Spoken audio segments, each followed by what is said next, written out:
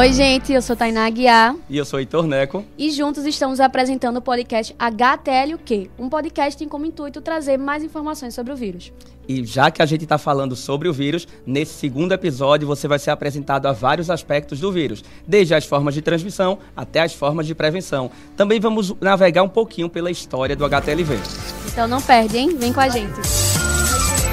Final da década de 1970. Nesse período, se pensava que muitas doenças causadas por micro-organismos, até mesmo vírus, já não eram um grande problema nos países desenvolvidos. E ao mesmo tempo, até então não se conhecia nenhum retrovírus capaz de infectar humanos. Ah, e lembrando, tá? Um retrovírus é um tipo de vírus que tem um material genético chamado RNA e não DNA, como a maioria dos outros vírus. E na verdade nem seria tão maioria assim, Thay. O número de espécies de vírus de RNA e de DNA que infectam humanos é aproximadamente o mesmo, mas os retrovírus não têm só isso. Tem algo que é muito importante para eles, uma enzima, mas já eu falo disso. Antes eu quero falar para quem está ouvindo o que é DNA. O DNA é como se fosse o livro de receitas das células do nosso corpo, e cada receita ajuda a fazer algo. Precisamos de uma proteína, no DNA tem a informação para isso. Precisamos multiplicar uma célula, é lá que tem a receita. E é aí que voltamos ao retrovírus, né, Heitor? Então, quando um retrovírus entra em uma célula, ele usa uma enzima chamada transcriptase reversa. Ela converte o RNA do vírus em DNA. Enzimas como essa são chaves que ajudam a fazer algo acontecer no nosso corpo. E como essa converte o RNA do vírus em DNA do vírus, ele consegue se integrar no DNA da célula que está infectando. Ou seja, é uma página a mais para o DNA daquela célula, entre aspas, né, esse livro de receitas. E assim, uma nova receita que nossa célula consegue fazer. Só que aí essa ensina a produzir outra coisa, novas cópias do vírus. Então, lá no final da década de 70, além de não sabermos se um retrovírus poderia infectar ou não humanos, também não sabíamos que um câncer humano poderia ser causado por um vírus. Mas aí alguns grupos de pesquisa estavam focados em buscar retrovírus que infectavam humanos. E eles encontraram. Em 1979, com muita experiência e após anos de trabalho, isolaram um vírus de um paciente com linfoma, era o HTLV, que chamaram na época de vírus da leucemia de células T humanas. Depois, o L de leucemia mudou, porque tem outras manifestações do HTLV além da leucemia. E o artigo que traz esse achado foi publicado lá no finalzinho de 1980. E alguns anos depois, em 82, um segundo tipo de HTLV, o HTLV2, já estava sendo descrito. Mas calma aí. Um ano antes, em 1981, casos de uma doença completamente desconhecida começaram a aparecer lá nos Estados Unidos. Moradores de São Francisco e Nova York apresentavam um tipo de sarcoma, pneumonia e tinham o sistema imunológico comprometido. E era a AIDS, síndrome da imunodeficiência adquirida. Mas essa doença ainda não havia sido classificada. Na época, várias hipóteses associavam a produtos químicos, fungos e até mesmo condições em que o próprio sistema imunológico atacaria suas células. E aí começou a se pesquisar quem seria o causador.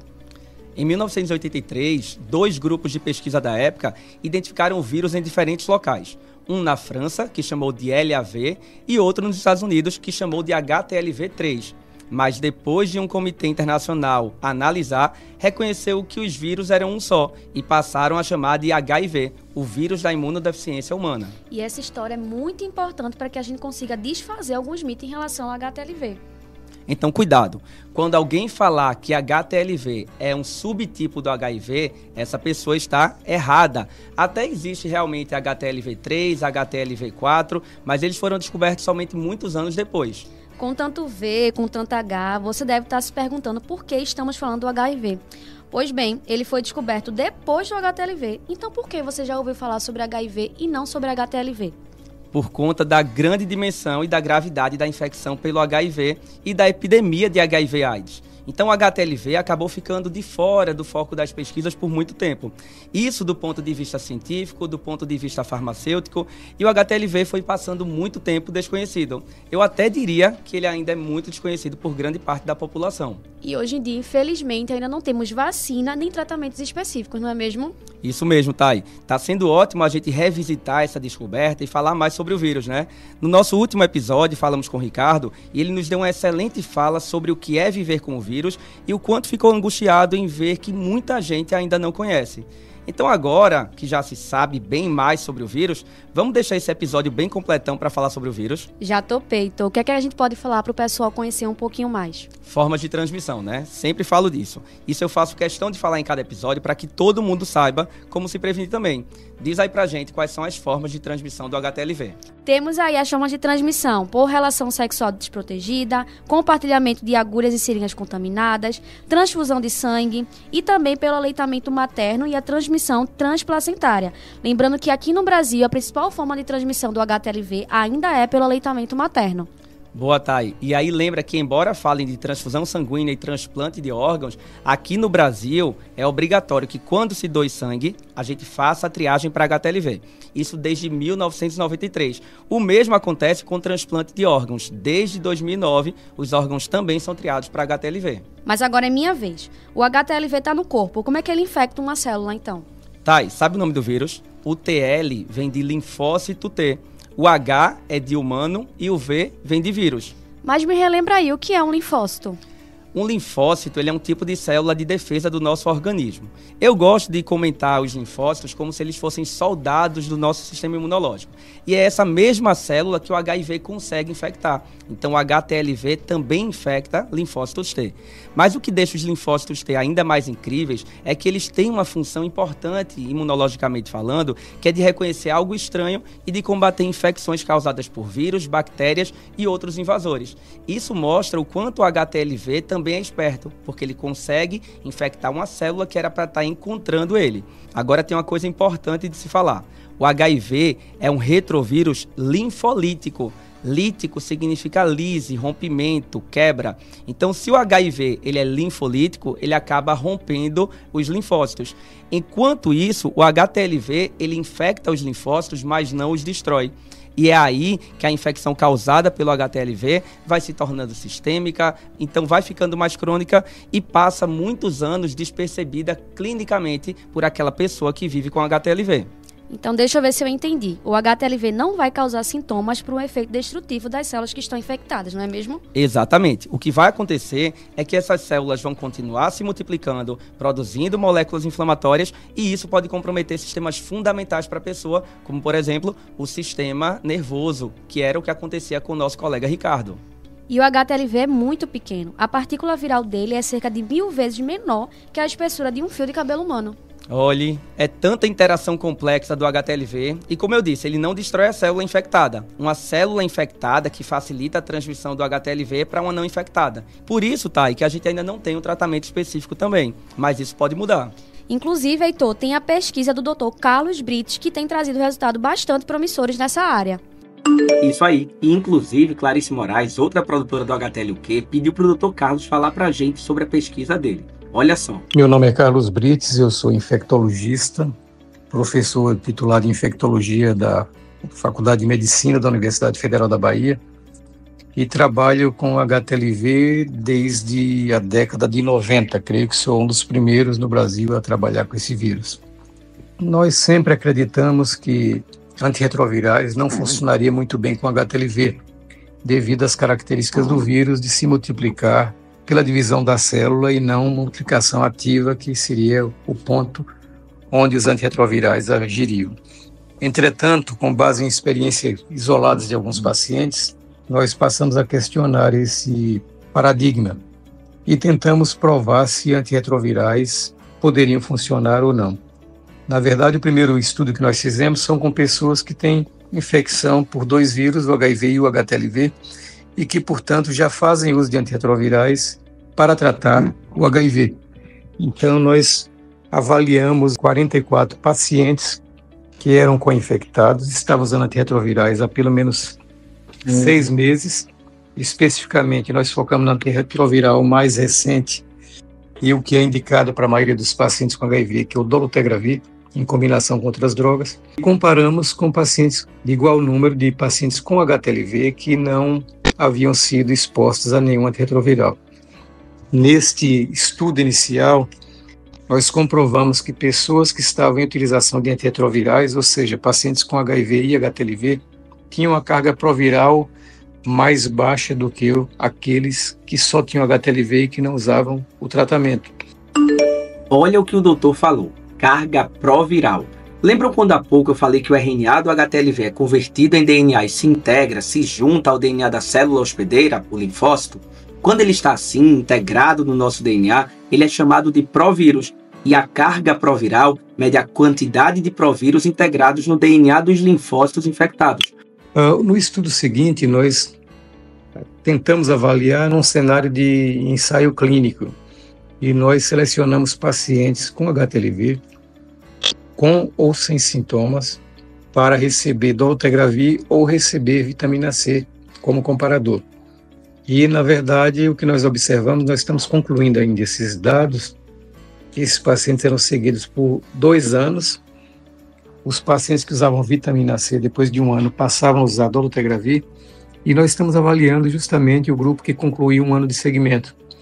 E observamos que os pacientes em uso de dolutegravir tinham uma queda significativamente maior na carga proviral do HTLV, e no paciente que estava utilizando vitamina C, nós não observávamos nenhuma mudança significativa.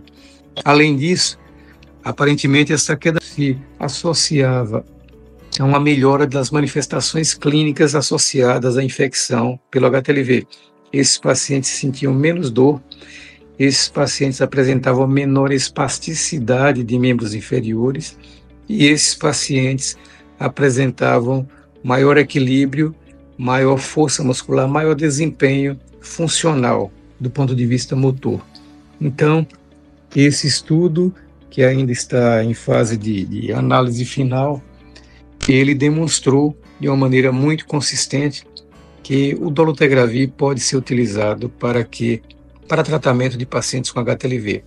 Isso abre a perspectiva de nós selecionarmos pacientes que estejam começando a apresentar sintomas clínicos, tratar esses pacientes e, com isso, bloquear a infecção, a evolução da doença. Porque se isso depende da multiplicação de vírus, reduzindo a quantidade de vírus, eu vou reduzir o risco desse paciente desenvolver uma doença mais grave, como a paraparesia ou mesmo a leucemia.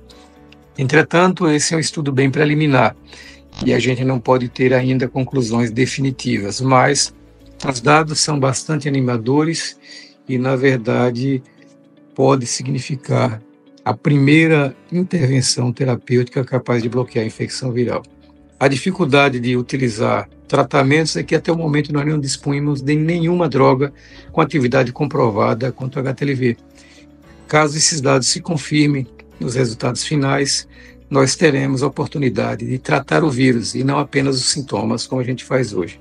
Então essa é uma perspectiva muito atraente, que nós esperamos seja confirmada no futuro muito próximo e que vai permitir como desdobramento também, talvez até utilizar como prevenção da transmissão do vírus, a exemplo do que nós fazemos com HIV, utilizando a terapia antirretroviral. Então, gente, todo mundo já fica animado, né? A gente já fica na expectativa desses próximos estudos e que tragam resultados que transformem a vida de quem vive com HTLV. Afinal, está presente no mundo todo, não é somente aqui no Brasil, né, Thay? Então, Heitor, deixa eu te falar, de 10 a 20 milhões de pessoas vivendo com HTLV. E detalhe, a maioria no Brasil. Mas também tem casos no Japão, na África, nas Ilhas do Caribe e também em outros locais da América do Sul. E a gente não pode esquecer que esses dados podem estar subestimados, porque a maioria dos dados de prevalência foram obtidos em bancos de sangue. Verdade. E por falar em prevalência, é fundamental que a gente veja a quantidade de gestantes vivendo com o vírus, já que o aleitamento materno é uma forma de transmissão. Exato. O maior problema é que tem poucos estudos com isso ainda, mas as estimativas para o estado da Bahia mostram que até 1% das gestantes estão infectadas. E aí teríamos um grande número de transmissão vertical, ou seja, de mãe para filho. E como se prevenir? Essa é a melhor forma, porque existem várias formas de se prevenir, como, por exemplo, triagem de doadores de sangue, testagem para HTLV 1 e 2, educação em saúde, uso de preservativos nas relações sexuais, reprodução assistida, testagem no pré-natal, acolhimento das gestantes vivendo com vírus e também contraindicação à amamentação e o uso de inibidores de lactação. Educação em saúde, eu sou fã, né? Prevenir a transmissão vertical é prioridade da OPAS, da OMS e até o Brasil mesmo, que também quer prevenir a transmissão vertical pelo HTLV1. Tanto é que o HTLV ele foi incluído no programa Brasil Saudável, né? Ele visa eliminar aquelas doenças determinadas socialmente. Exato, e a gente precisa falar sobre a educação continuada em saúde. Campanhas de educação em saúde e para a saúde são fundamentais. Só assim a gente vai conseguir com que o HTLV possa ser conhecido por mais pessoas. Eu acho que a gente está fazendo um excelente trabalho divulgando em múltiplas mídias, né? Inclusive, participamos de vários eventos no tema, feiras, exposições. Me fala para qual público que você já falou de HTLV, Thay? Então já falei para vários, já falei para crianças, adultos, idosos. E o melhor é que a gente consegue moldar a nossa abordagem. E você sabe, né? Aprender com o lúdico é melhor ainda. E eu tô adorando fazer esse podcast, viu? Tem muita gente ainda pra gente conversar, né? Sim, e será que temos muitas conquistas do ponto de vista das políticas públicas? Vamos aguardar os próximos episódios. De HTLV por aqui, espero que saia todo mundo aprendendo. Só assim vamos nos proteger. Esse podcast é produzido em parceria da Fiocruz Pernambuco com a Uninasal Recife. Tem a apresentação minha, Tainá Aguiar. E minha, Heitor Neco. A produção é de Heitor Neco, Tainá Aguiar e Clarice Moraes. E está sendo desenvolvido como parte de um projeto PIBIC Fiocruz. Até o próximo episódio, gente. Tchau, tchau.